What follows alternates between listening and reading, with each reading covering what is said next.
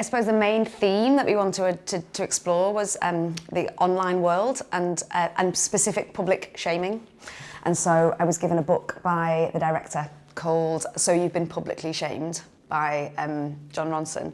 And in it, there was just loads of really sad stories about people making tiny little missteps and mistakes online and them getting really, really punished.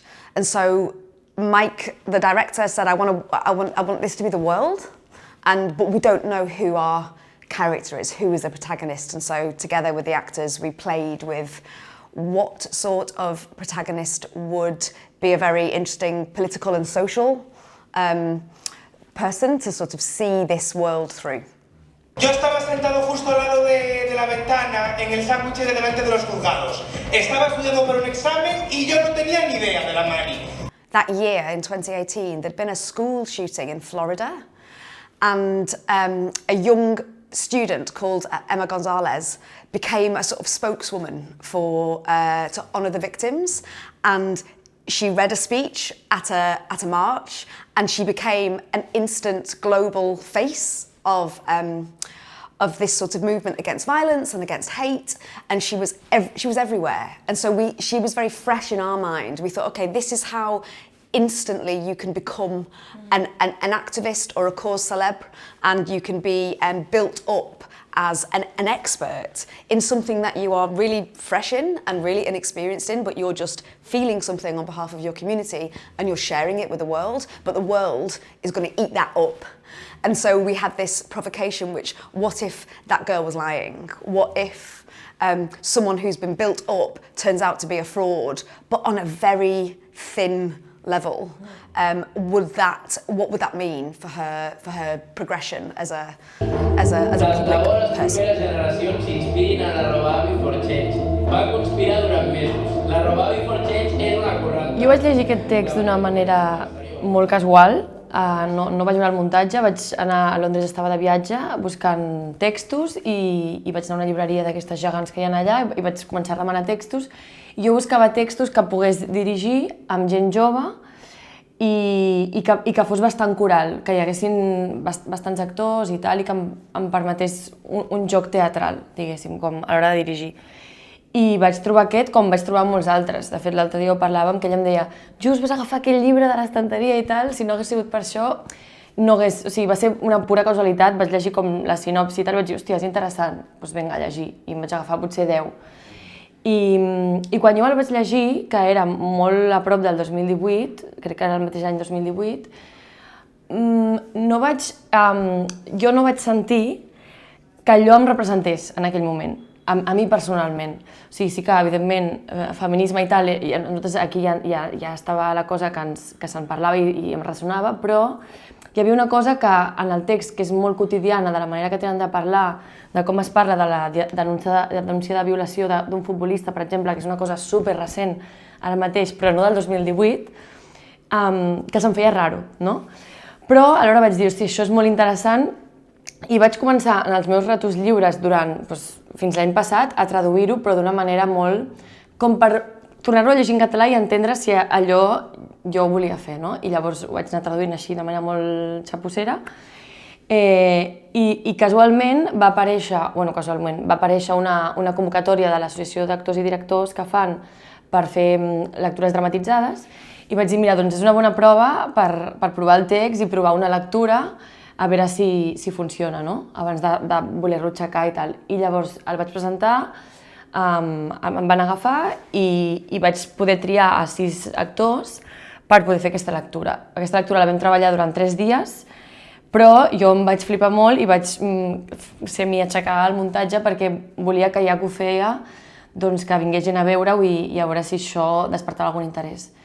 I efectivament així va ser, va venir el Toni Casares, li va agradar molt, i va ser molt xulo perquè jo en aquesta lectura semimuntatge ja vaig intuir quin tipus de posada en escena volia fer, que és una posada en escena molt amb els actors i amb generar l'espai amb els propis actors, no? I llavors això, des de la Beckett ho vam veure i em van proposar la producció. Hashtag per seu nom, hashtag puta! Acabo de mirar una entrevista antiga de Roba Before Change al 3CAT i literalment diu «Soc una mentidera i menjo polles per berenar!» Well, this is the first time the play has been translated into any language other than English, and I've only seen the production. I've only seen it 3 times. It was only on for a very short run when it was in London, so I didn't know what to expect. I reread the play to familiarise myself. So what did I write? What did I write?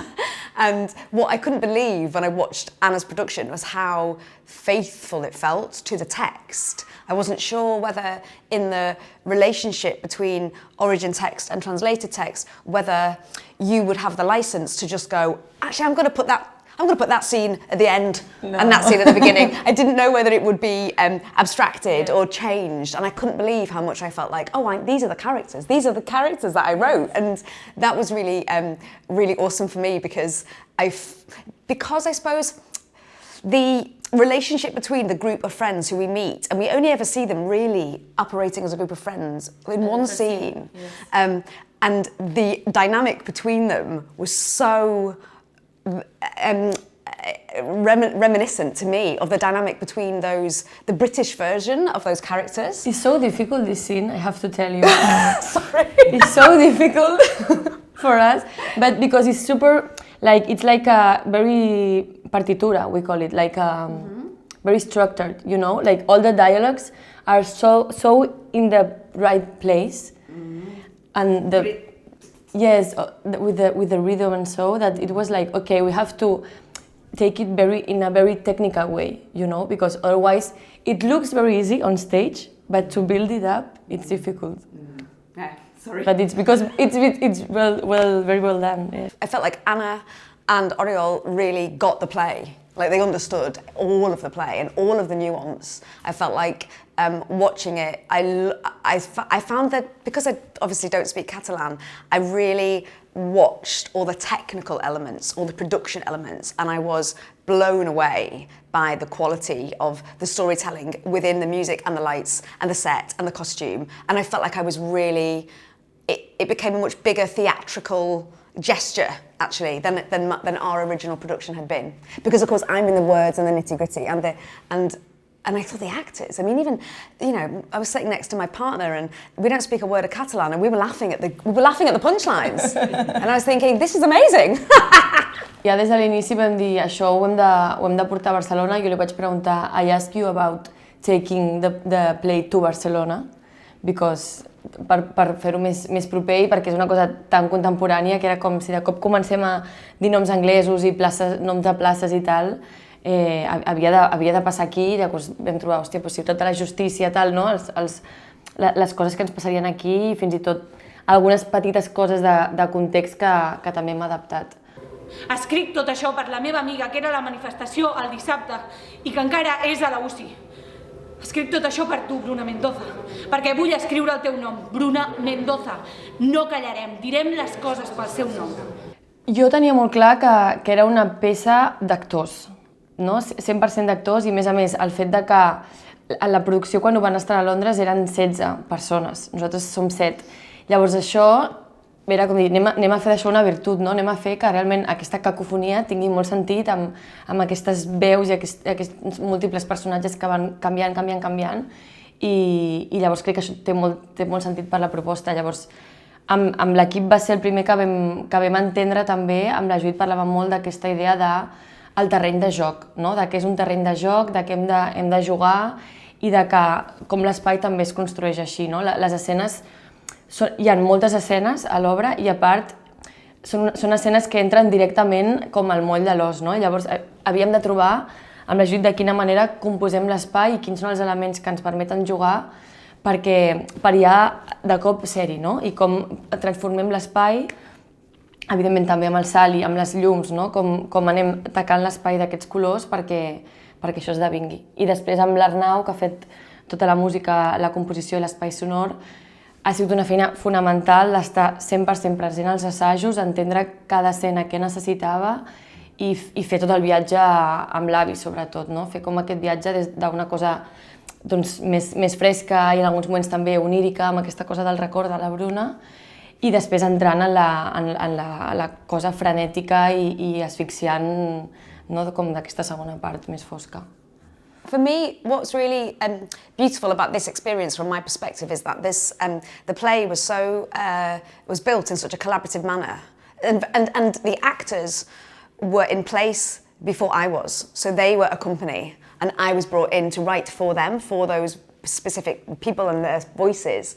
And it's really amazing to think that you can make something that is very specific, that has a universal element or an element that might translate to a different culture, a different very specific group of people, or a social group, or even just the characters that felt so alive.